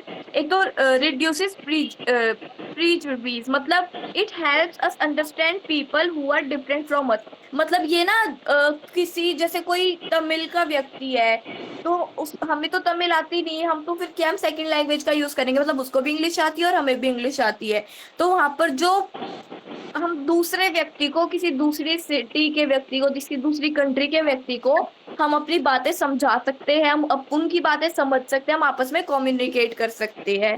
ठीक है। फिर है अंडरस्टैंडिंग कल्चर, मतलब हम दूसरे कल्चर के बारे में समझ सकते हैं और अपने कल्चर के बारे में भी अच्छी तरीके से समझा सकते हैं। Better academic skills, second language है ना वो, सेकेंड लैंग्वेज है वो स्किल्स को इम्प्रूव करती है, सब्जेक्ट्स को। जैसे second language can improve skills in subject such as maths and English. ठीक है। फिर है ग्लोबल कम्युनिकेशन, ग्लोबल कम्युनिकेशन क्या है, it help students communicate with global communication, मतलब जो इंग्लिश लैंग्वेज है ना वो हमें, जो सेकंड लैंग्वेज है वो हमें ग्लोबल कम्युनिकेशन में हेल्प करती है। मतलब हमने एक ऐसी लैंग्वेज सीख ली, एक तो हमारी मदर टंग हो गई, फिर हमने कोई सेकंड लैंग्वेज ऐसी सीख ली जो हम पूरे वर्ल्ड में यूज कर सकते हैं, जहाँ पर हर जगह लगभग बोली जाती हो, तो हम ग्लोबल कम्युनिकेशन भी कर सकते हैं। फिर है ब्रॉडनेस वर्ल्ड व्यू, मतलब हमें एक वाइडर अंडरस्टैंडिंग मिलती है वर्ल्ड की। फिर है ग्लोबल अपॉर्चुनिटीज, मतलब knowing other language can be useful in the international job market.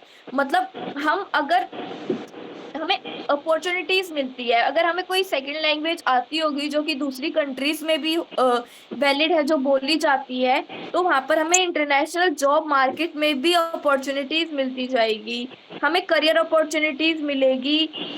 ये बहुत सारे एजुकेशनल और करियर अपॉर्चुनिटीज को ओपन करती है सेकंड लैंग्वेज, और बेटर प्रोनाउंसिएशन होती है। Learning a language early can help learner develop a natural pronunciation, मतलब जब हम दूसरी लैंग्वेज सीखते हैं ना, तो हमें हेल्प मिलती है नेचुरल प्रोनाउंसिएशन में। तो अब यहाँ पर जैसे ये तो कुछ इसके वो हो गए, इंपॉर्टेंस हो गई। तो अब यहाँ पर कुछ है ना प्रॉब्लम्स भी है, मतलब सेकंड लैंग्वेज में ना कुछ चैलेंजेस भी हमें फेस करने पड़ते हैं। जैसे लैंग्वेज ट्रांसफर हो गया, लैंग्वेज ट्रांसफर का मतलब होता है मीन्स ऑफ,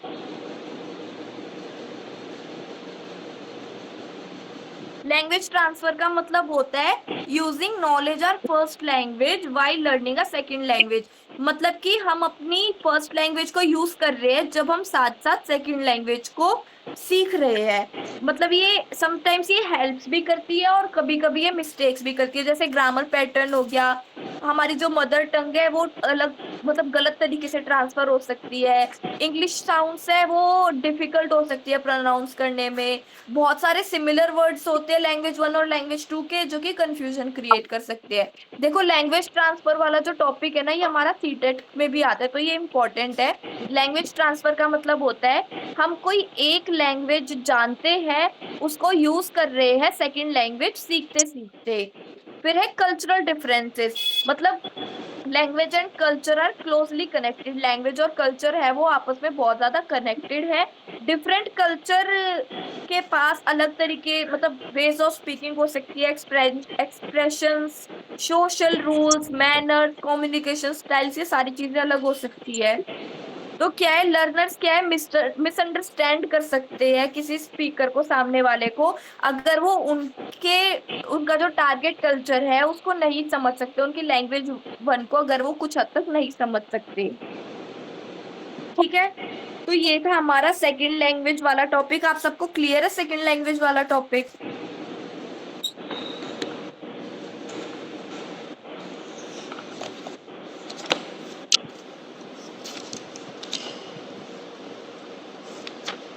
मैम मैं दूसरा क्वेश्चन भी करवा दूं अब, कम्युनिकेटिव लैंग्वेज वाला? पहले अनीशा को बता दूं या इकट्ठे हाँ मैम करा? बता दी। है ना। होंगे ना, तो उनका जो बोलने का स्टाइल है ना, वो उस जो सेकंड लैंग्वेज है ना उनकी, इंग्लिश जो लैंग्वेज है उसमें मिक्स हो जाएगा। तो ऐसे करके ना बहुत ज्यादा कल्चरल डिफरेंसेस भी आ जाते हैं। हमें वहां पे जो सेकंड लैंग्वेज है वहां पे समझने में थोड़ी डिफिकल्टी होगी, हमें बहुत आराम आराम से वो सुनना और समझना पड़ेगा, क्योंकि उनका स्टाइल अलग होता है, उनका वे ऑफ स्पीकिंग अलग होता है, उनके एक्सप्रेशन अलग होते हैं।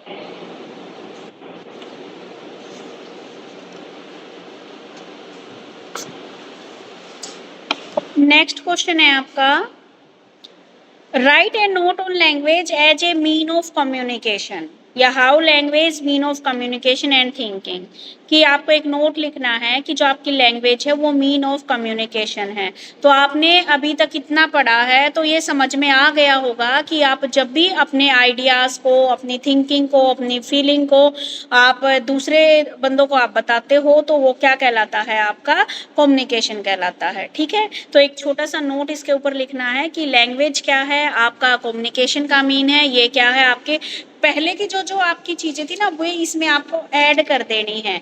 जैसे लैंग्वेज क्या है, हमारी सोशल बिहेवियर के जरिए आती है, और लैंग्वेज आपका जो करेक्टरिस्टिक्स में पॉइंट आया था, ये language as a mean of communication, वो वाला पॉइंट आप यहाँ पे लिख सकते हो। ठीक है,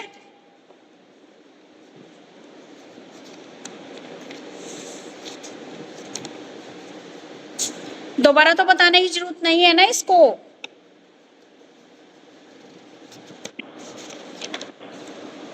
अब आ जाओ next, communicative language teaching, right a note of communicative language teaching. उसके बाद रह जाएगा करेक्टरिस्टिक्स, इसकी पारस को बतानी है, पारस अवेलेबल है, अदिति को मेरिट्स और डीमेरिट बतानी है इस टॉपिक की। बस लगभग लगभग होने ही वाला है। चलिए प्रीति बता दीजिए, communicative language teaching. Yes ma'am.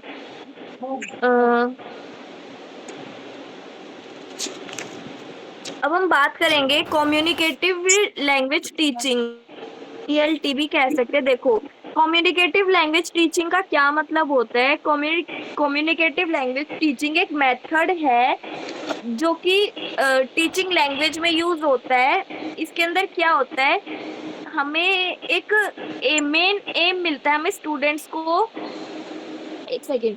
Communicative language teaching is a method of teaching language in which the main aim is to make students able to use language for real communication.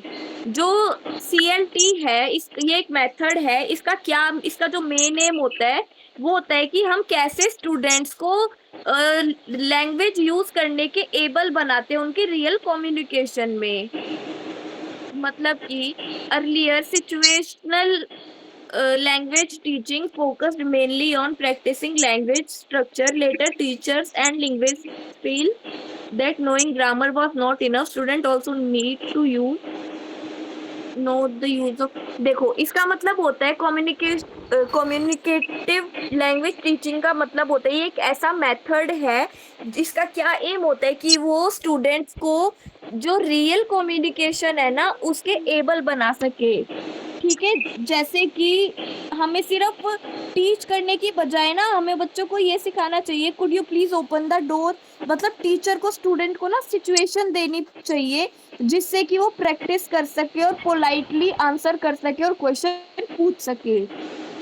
इसका जो मेन आइडिया है ना, इसका जो मतलब है learn language by using language, मतलब हमें लैंग्वेज को यूज करके ही लैंग्वेज सिखानी है।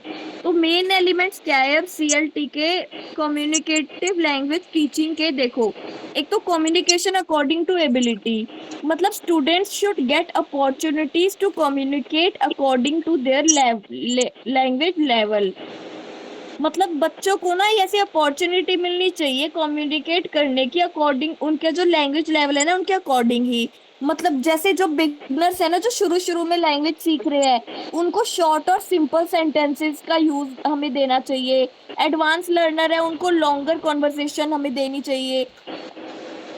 और जो कम्युनिकेशन है ना वो बहुत ज्यादा कॉम्प्लेक्स ना बन सके बच्चों की एबिलिटी के अनुसार, हमें बच्चों को ऐसे ही देना चाहिए। जैसे जो नए नए सीखते हैं, बिगनर होते हैं, उनको हमें पूछना चाहिए व्हाट इज योर नेम। और जो एडवांस्ड जो लर्नर है उनको हमें कहना चाहिए could you tell me something about your hobbies. फिर है accuracy as well as fluency. मतलब एक्यूरेसी और फ्लुएंसी ये दोनों ही हमारी लैंग्वेज जो हमारी जो कम्युनिकेटिव लैंग्वेज टीचिंग है ना इसके अंदर बहुत ज्यादा जरूरी है, ये इसके मेन एलिमेंट्स है। मतलब एक्यूरेसी का मतलब होता है using correct grammar, vocabulary and pronunciation. और फ्लुएंसी का मतलब होता है कि बहुत ही स्मूथली और कॉन्फिडेंटली बोलना। एक गुड सीएलटी क्लासरूम है ना ये बहुत दोनों ही बैलेंस करती है। जैसे कि हमें ना पहले स्टूडेंट्स को अलाउ करना चाहिए कि वो फ्रीली बोल सके, बातचीत कर सके। उसके बाद हमें करेक्ट करनी चाहिए उनकी जो इम्पोर्टेंट लैंग्वेजेस मिस्टेक्स है ना उनको हमें करेक्ट करना चाहिए। फिर है promoting language. CLT focuses on helping students learn and use English naturally.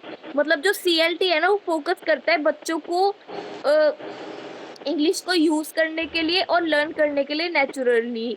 मतलब the teacher considers the learner purpose. जो टीचर है ना वही कंसीडर करता है एक लर्नर के पर्पस को। मतलब एक स्टूडेंट को अगर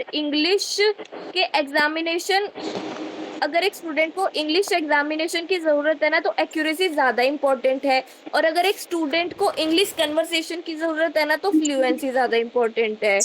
फिर है मोटिवेशन। मोटिवेशन का मीन मतलब होता है इंटरेस्ट और डिजायर टू लर्न।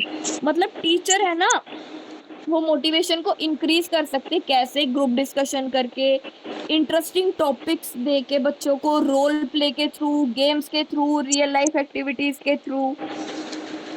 मतलब जैसे कि कोई बच्चा डिस्कस करता है माय फेवरेट हॉबी, वो एक स्मॉल ग्रुप में डिस्कस करेगा तो उससे क्या है बच्चों को मोटिवेशन मिलेगी। अगर ये बोल रहे हैं तो मैं भी बोल सकता हूँ, ये तो बहुत इजी टॉपिक है, हम ऐसे करके बातचीत कर सकते हैं ऐसे ही। फिर है कम्युनिकेटिव कॉम्पिटेंस। देखो कम्युनिकेटिव कॉम्पिटेंस मतलब means the ability to use language appropriately and effectively in different situations. इसका मतलब है कम्युनिकेटिव कॉम्पिटेंस का मतलब होता है एक ऐसी एबिलिटी टू यूज लैंग्वेज, हमें एक ऐसी एबिलिटी जो कि लैंग्वेज को यूज करने, अप्रोप्रिएटली यूज करने और इफेक्टिवली डिफरेंट सिचुएशन में हम लैंग्वेज को यूज करेंगे, ऐसी एबिलिटी। जैसे व्हाट टू से, हाउ टू से, व्हेन टू से, whom टू से, ऐसे करके। फिर है basic assumptions of communicative language teaching. मतलब इसके क्या क्या असम्पशंस है, बेसिक असम्पशंस सब देखेंगे अकॉर्डिंग। मतलब देखो करेक्ट यूज ऑफ लैंग्वेज, मतलब हमें एक तो लैंग्वेज का करेक्ट यूज करना आना चाहिए। Knowledge of word stress and tones, हमें नॉलेज होनी चाहिए टोन्स की और वर्ड स्ट्रेस की। करेक्ट पिच एंड रिदम, हमें करेक्ट रिदम पता होनी चाहिए, हमें कहाँ पर रुकना है, हमें कैसे बोलना है। फिर गुड वोकेबलरी, वोकेबलरी अच्छी होनी चाहिए। प्रोनाउंसिएशन करेक्ट करनी चाहिए और जो लैंग्वेज हैबिट्स है वो भी करेक्ट होनी चाहिए।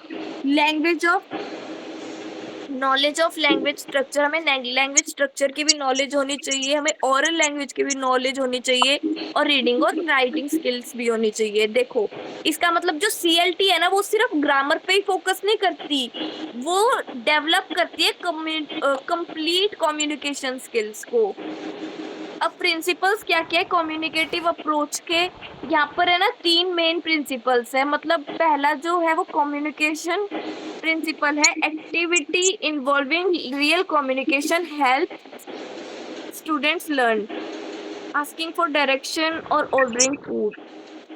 मतलब जो एक्टिविटीज है ना वो रियल कम्युनिकेशन में हेल्प करती है बच्चों को। मतलब जैसे कोई पूछ डायरेक्शन के लिए पूछ रहा है, कोई बच्चा कोई फूड ऑर्डर करने के लिए पूछ रहा है, तो activities involving real communication help students learn. ठीक है। फिर है टास्क प्रिंसिपल, मतलब स्टूडेंट जो है ना वो ज्यादा एक्टिविटीज के थ्रू और मीनिंगफुल टास्क के थ्रू ही सीखते हैं। मतलब जैसे प्लान करना, क्लास पिकनिक के लिए इंग्लिश में प्लान करना, बच्चों को टास्क दिया कि चलो अपने अपने सुझाव रखो, हम क्लास पिकनिक के लिए प्लानिंग कर रहे हैं। फिर है मीनिंगफुलनेस प्रिंसिपल, इसमें क्या होता है learning become better when the language is meaningful and useful to learner.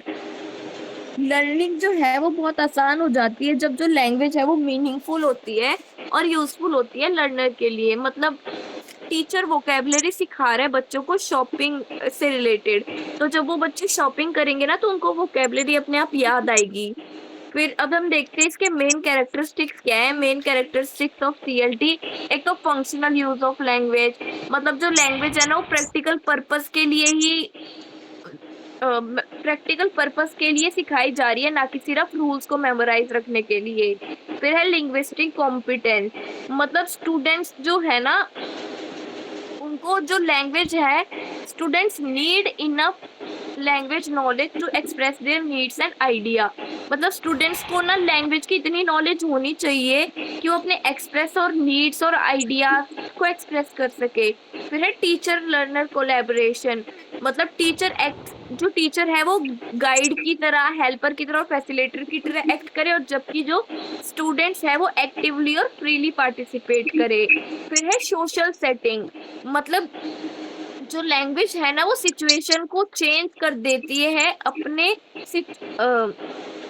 अपने उसके इन्वायरमेंट के थ्रू, मतलब person we are talking to. जैसे कि हम for example the same request can be express, एक रिक्वेस्ट है वो अलग अलग तरीके से एक्सप्रेस करी जा सकती है। जैसे फॉर्मल तरीके से हम करें तो you are requested to go upstair, फिर अगर हम कैजुअल तरीके से करें तो प्लीज गो अपस्टेयर्स, और अगर हम इनफॉर्मल तरीके से एक्सप्रेस करें तो come on let's go upstairs.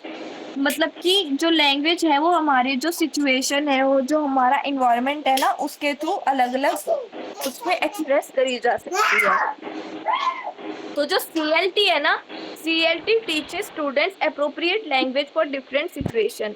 मतलब सीएलटी क्या है, जो स्टूडेंट्स को अप्रोप्रिएट लैंग्वेज और डिफरेंट सिचुएशंस में यूज करने के लिए यहाँ पर जो सीएलटी यूजफुल है। तो अगर हम एक सेकेंड, हाँ, तो अगर हम देखें शॉर्ट में, अगर हम एक बार देखें तो कम्युनिकेटिव लैंग्वेज टीचिंग क्या है, वो फोकस करती है लैंग्वेज को रियल कम्युनिकेशन बनाने में। मतलब वो एक्यूरेसी और फ्लुएंसी दोनों डेवलप करती है, जो इंटरेक्शन है उसको एनकरेज करती है, कॉन्फिडेंस बिल्ड करती है लर्नर का, और जो लर्नर को एक्टिव पार्टिसिपेंट बनाती है। और जो टीचर है ना वहां पर गाइड की तरह एक्ट करता है, फैसिलिटेटेड की तरह एक्ट करता है, जो मीनिंगफुल और सिचुएशंस प्रोवाइड करता है कम्युनिकेशन के लिए।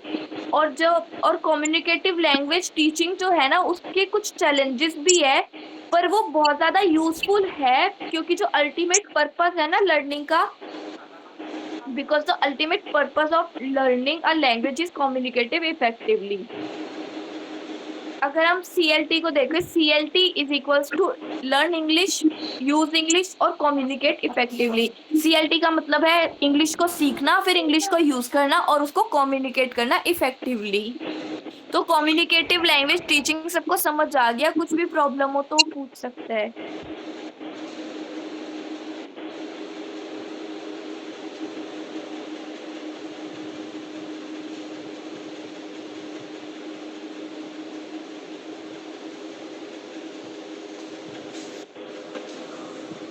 क्लियर है बेटे?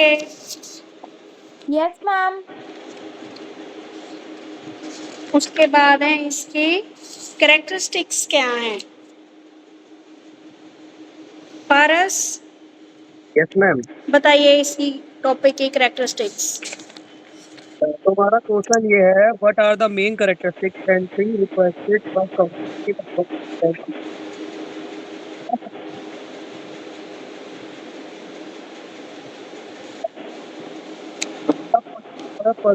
पारस आवाज ब्रेक हो रही है बेटा, एक बार लेफ्ट करके फिर से ज्वाइन कर लो। जो पॉइंट है इसका वो है फंक्शनल यूज ऑफ लैंग्वेज, मतलब भाषा का व्यवहारिक इस्तेमाल। इसमें क्या ये तरीका जो होता है ये अलग अलग सामाजिक स्थितियों में भाषा के जो व्यवहारिक इस्तेमाल है उस पर जोर देता है। और जो सीखने वाली भाषा का जो इस्तेमाल होता है वो सिर्फ जानकारी के लिए नहीं होता इसमें, बल्कि जो व्यवहारिक कामों के लिए करते हैं। अब जैसे इसका दूसरा पॉइंट ले लेते हैं, लिंग्विस्टिक कॉम्पिटेंस, जिसको अर्थ है भाषाई क्षमता। This approach lays stress on communication rather than structure. It is essential that the learner should have linguistic comprehension. Only then he can make use of language to fulfill his needs and requirements. मतलब जो ये तरीका होता है ये भाषा की बनावट के बजाय जो होता है बातचीत पर जोर देता है। और जो सीखने वाले के पास जो भाषाई क्षमता होनी चाहिए इसको, तभी वह अपनी जो ज़रूरतें और मांगों को पूरा करने के लिए भाषा का इस्तेमाल कर सकता है। तीसरा पॉइंट है collaboration between the teacher and the learner. इसका अर्थ है शिक्षक और सीखने वाले के बीच सहयोग। In this approach, the teacher is a guide or a collaborator of the learner. There is healthy collaboration between the teacher and his students. मतलब इसमें जो शिक्षक है वो सीखने वाले का मार्गदर्शक या सहयोगी होता है और शिक्षक और उसके छात्रों के बीच अच्छा सहयोग होता है। चौथा पॉइंट है सोशल सेटिंग, जिसका अर्थ है सामाजिक परिवेश। In this communicated language teaching, social setting is very important. It is essential for creating proper atmosphere for learning and acquiring language. The speaker uses language suitable for the occasion. In our life, we have used language in different styles in different occasions. For example, we can ask visitor to go upstairs of the following ways. इसका अर्थ है communicative भाषा शिक्षण में जो सामाजिक परिवेश होता है वो बहुत महत्वपूर्ण होता है। भाषा सीखने और उसे आत्मसात करने के लिए सही माहौल बनाना जरूरी होता है। बोलने वाले मौके के हिसाब से जो भाषा का इस्तेमाल करता है। अपनी ज़िंदगी में हम अलग अलग मौके पर अलग अलग तरीके से भाषा का इस्तेमाल करते हैं। उदाहरण के लिए हम आने वाले विजिटर्स जैसे से ऊपर आ जाने के लिए इस तरीके से कह सकते हैं, जैसे ए वेरी फॉर्मल स्टाइल में जैसे कह रखा है, visitors should make their way at once at the upper floor by way of their staircase। इसका अर्थ हो गया कि विजिटर को तुरंत सीढ़ियों से ऊपर की मंजिल पर जाना चाहिए। अब ऐसे ही बी ऑफिशियल स्टाइल में बोलते visitor are requested to go up the stairs at once, जैसे विजिटर से अनुरोध है कि वह तुरंत सीढ़ियों से ऊपर जाए। और कैजुअल स्टाइल में जैसे it is time to go up stairs, तो ऊपर जाने का समय हो गया है। ये होगा इंटीमेट स्टाइल, जैसे कि एट पार्टीज एक्सेट्रा, अब यू गो चैप्स, इसका मतलब हो गया चलो दोस्तों ऊपर चले। इसी उसके बाद in the same way if you need to the help of someone you can ask him a formal way, I shall be highly thankful if you help me. If the other person is your friend you can simply say come help me my friend. अगर इसमें इसका अर्थ है अगर आपको किसी की मदद चाहिए तो आप उससे औपचारिक तरीके से कह सकते हैं, जैसे कि अगर आपको मेरी मदद करे तो मैं बहुत आभारी रहूँगा। अगर दूसरा व्यक्ति आपका दोस्त है तो आप बस इतना कह सकते हैं, आओ मेरी मदद करो दोस्त। In the communicative function of language, our way of speaking is also very important. Often the meaning of the same sentence is changed by the uttering of a sentence in the different ways। मतलब भाषा के जो communicative काम में जैसे हमारे बोलने का जो तरीका होता है वो बहुत महत्वपूर्ण होता है। अक्सर एक ही वाक्य को जब हम अलग अलग तरीके से बोलने पर उसका जो मतलब है वो बदल जाता है। जैसे कि the meaning of a sentence changes when while speaking we stress different words. Consider the sentence Mohan enter the office with his wife. It can convey different meanings by shifting the stress to the different words. For example, जैसे बोलते समय जैसे हम अलग अलग शब्दों पर जोर देने से वाक्य का जो मतलब वो बदल जाता है। इस वाक्य पर विचार करें, जैसे कि मोहन अपनी पत्नी के साथ ऑफिस में दाखिल हुआ। अलग अलग शब्दों पर जोर देकर इसके अलग अलग मतलब निकाले जा सकते हैं। उदाहरण के लिए पहला हो गया Mohan enter the office with his wife, it was Mohan and not Sohan और रोहन।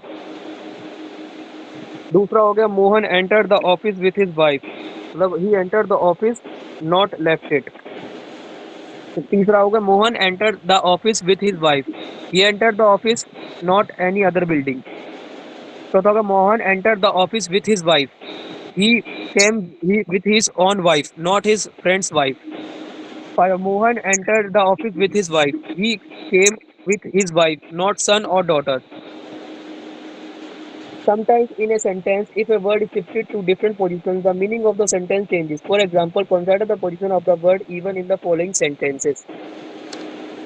जैसे कभी कभी इसका मतलब कभी कभी किसी वाक्य में अगर किसी शब्द की जैसे जगह बदल जाती है तो जो वाक्य का मतलब होता है वो बदल जाता है। उदाहरण के लिए हम नीचे दिए गए वाक्यों में जो इवन शब्द है उसकी जगह पर हम ध्यान दे सकते हैं। जैसे कि Mohan even quarrelled with his boss, मतलब जो मोहन था वो अपने बॉस पे चिल्लाया, झगड़ा क्यों ना। He did other things like coming late to office, not doing work properly etcetera and even quarrelled with his boss. अब जैसे दूसरा अर्थ हो गया even Mohan quarrelled with his boss, तो Ram quarrelled, Shyama quarrelled and even Mohan quarrelled. Mohan quarreled even with his boss. He quarreled with his colleague and even his boss. Sometimes the meaning of a word is changed by shifting the stress from one syllable to the another. In many words or two syllables is when the stress is on the first syllable when the word is a noun or adjective and on the second syllable when it's a verb for example. ये कभी कभी किसी वाक्य में अगर किसी शब्द की जगह बदल दी जाए तो वाक्य का मतलब बदल जाता है. अब जैसे कि इसमें देखा ए रॉन्ग यूज ऑफ पॉज और comma may also change the meaning. Consider the following two sentences. अगर बोल रखा है विराम या कॉमा के गलत इस्तेमाल से भी जो अर्थ है वो बदल सकता है. नीचे दिए गए दो वाक्य में ध्यान दे सकते हैं. ये पहला है inverted comma truly I tell you today you will become a great man. तो इसका जो अर्थ जाएगा वो आएगा सच कहूँ तो आज मैं तुमसे कहता हूँ कि तुम एक महान व्यक्ति बनोगे. ऐसे दूसरा भी दे रखा है जैसे कि truly I tell you today you will become a great man. तो इसका जो अर्थ है वो बदल के जाएगा सच कहता हूँ आज तुम एक महान व्यक्ति बनोगे. अगला in the first sentence the first person is telling the second person today that one day he will become a great man. In the second person the person will become the great man today. तो इसका मतलब पहले जो वाक्य था उसमें जो पहला व्यक्ति था वो दूसरे व्यक्ति से आज कह रहा था कि वो एक दिन एक महान व्यक्ति बनेगा. जबकि जो दूसरा वाक्य था उसमें ये था कि जो व्यक्ति था वो कह रहा था कि आज ही महान व्यक्ति बनेगा. मैम हो गया. ठीक है बेटे, और इसकी करेक्टरिस्टिक्स और अदिति मेरिट और डीमेरिट बता दो और बाकी करेंगे फिर बेटा कल की क्लास में, क्योंकि मुझे लगता है ना बहुत ज्यादा हो गया आज. तो मेरा क्वेश्चन है what are the merit and demerit of communicative approach to language teaching. तो पहले अब हम इसके मेरिट्स देख लेते हैं. Real life focus. Student real life situation जैसे मार्केट, एयरपोर्ट या इंटरव्यू में बात करना सीखते हैं. तो और इसका सेकंड वो है पॉइंट है कि इससे हमारी इम्प्रूव्स फ्लुएंसी. बार बार बोलने की प्रैक्टिस से स्टूडेंट्स बिना रुके बोलना सीख जाते हैं. ये स्टूडेंट सेंटर्ड होता है, मतलब टीचर बोलते हैं और स्टूडेंट्स को प्रैक्टिस करने का ज़्यादा मौका मिलता है. मतलब टीचर यहाँ पे गाइडर होते हैं और स्टूडेंट्स खुद मतलब प्रैक्टिस करते हैं इसकी. अगला पॉइंट है इंटरेस्टिंग एक्टिविटीज़. क्लास में रोल प्लेज होते हैं, गेम्स और ग्रुप डिस्कशंस में जब वो अपनी ये क्या कहते हैं प्रैक्टिस करते हैं तो इसमें उसको फन बना देते हैं पढ़ाई को भी. अगला नेचुरल ग्रामर के रूल्स को अलग से रटना नहीं पड़ता क्योंकि बात करते करते लोग अपने आप ही सीख जाते हैं. इसका अगला पॉइंट है हाई मोटिवेशन. जो सीखते हैं वो डेली लाइफ में काम करते हैं, इसलिए स्टूडेंट्स का इंटरेस्ट बना रहता है. और जैसे जैसे मतलब वो एक दूसरे से बात करते हैं तो उनका मोटिवेशन भी बढ़ता है और क्या कहते हैं जैसे इंग्लिश प्रैक्टिस में बढ़ता है. और अगला पॉइंट है इसका कि स्किल का डेवलपमेंट. लिसनिंग, स्पीकिंग, रीडिंग और राइटिंग सारी चीज़ों को एक साथ कवर हो जाती हैं. अब इसके कुछ डीमेरिट्स भी हैं. Grammar mistakes. फ्लुएंसी पर ज़्यादा ध्यान नहीं होता क्योंकि इसमें हम रियल लाइफ प्रैक्टिकल चीज़ें करते हैं, प्रैक्टिकल चीज़ों पे ध्यान देते हैं. तो इस पे फ्लुएंसी पे मतलब ग्रामर पे इतना ध्यान नहीं होता, इसलिए बच्चे अक्सर गलत ग्रामर बोलते हैं. दूसरा, बिगिनर्स के लिए मुश्किल. जिन स्टूडेंट्स को लैंग्वेज का ABC भी नहीं आता उनके लिए डायरेक्ट बोलना टफ होता है. उनके लिए डायरेक्ट इंग्लिश में बात करना टफ होगा कि अगर उनके बेसिक रूल्स वगैरह भी नहीं पता होंगे. टीचर पर लोड पड़ता है क्योंकि टीचर को भी बहुत ज़्यादा क्रिएटिव होना पड़ता है. क्लास प्लान करने में ज़्यादा मेहनत लगती है. एग्ज़ाम में प्रॉब्लम होती है क्योंकि ट्रेडिशनल एग्ज़ाम में ग्रामर और राइटिंग ज़्यादा पूछा जाता है, इसमें स्पीकिंग पर ज़्यादा ध्यान नहीं दिया जाता. और बड़ी क्लासेस में मुश्किल हो जाता है ये क्योंकि अगर अक्सर क्लासेस में जो 50-60 बच्चे होते हैं तो एक बच्चे से मतलब अगर 50-60 बच्चे हैं तो हर किसी को बोलने का मौका नहीं मिल पाएगा उसमें, तो पॉसिबल नहीं है. और रिसोर्सेज की ज़रूरत चाहिए इसमें. इसके लिए अच्छे ऑडियो वीडियो टूल्स और मैचिंग स्टडी मटेरियल की ज़रूरत पड़ती है. उनके बिना ये नहीं हो पाएगा. मार्केटिंग सिस्टम टफ है.